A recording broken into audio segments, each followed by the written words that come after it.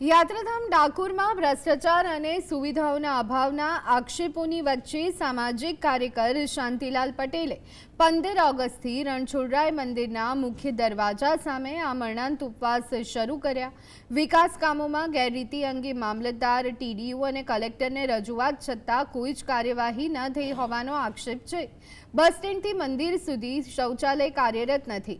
6 કરોડના ખર્ચ છતાં આઇકોનિક રોડ સહિત રસ્તાઓ બિસ્માર છે। ભાજપ પ્રમુખ વિપુલ શાહે માર માર્યાના તથા એટ્રોસિટી કેસ કરવાના પ્રયત્ન કર્યા હોવાના પણ આક્ષેપ થયા છે।